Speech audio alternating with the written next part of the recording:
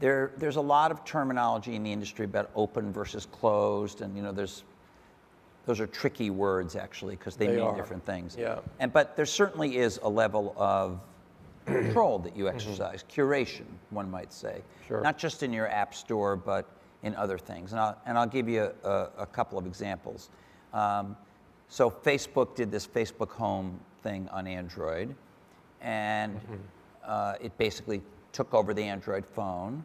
And if you were deep, it hasn't done very well as far as we can tell, but it's an interesting idea that Eric Schmidt was at one of our conferences recently and said, it's great, it's fine, didn't break any of our rules, but in effect, by taking over the lock screen, you maybe didn't get to somebody else's service that was down in the phone. My understanding is they came and talked to you about it, and people told me, well, Apple just wouldn't ever let anybody take over the lock screen. And let me just quickly make another example. You did come out with the first sort of modern smartphone. It changed the game. But your keyboard and your recognition,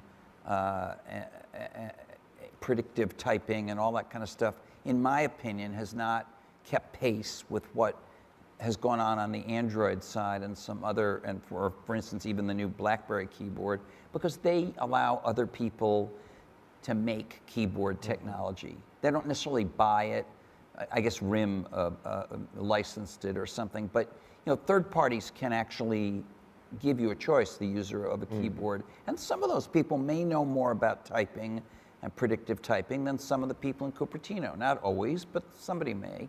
So have you given any thought to a little bit less control?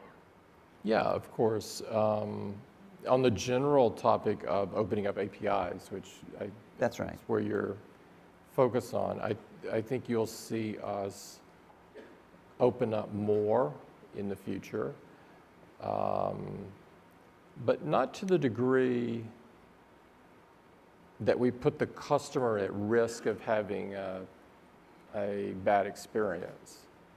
And so there's always a fine line to walk there, or maybe not so fine in some cases. We think that the customer pays us to make certain choices on their behalf. Instead of going in and, I've seen some settings on these phones so that you're deep into the bowels of the thing, choosing this and that and the other and the other and the other. I don't think that's what most customers want.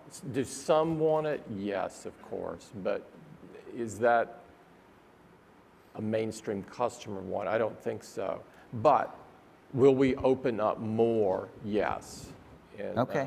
So more features of the, I'm not trying to put words in your mouth. We are always. But there may be more features that will be third-party companies can offer solutions for on the phone? So would you let the bobbleheads onto your screen just run crazy? The Facebook bobbleheads?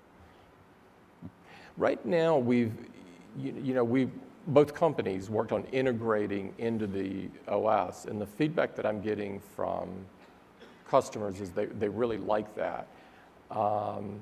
That doesn't mean that's an endpoint. I think there's always more that companies can do together. I'm not sure that's one, but I think the relationship between the companies are good, and we'll come up with more and more things to do together.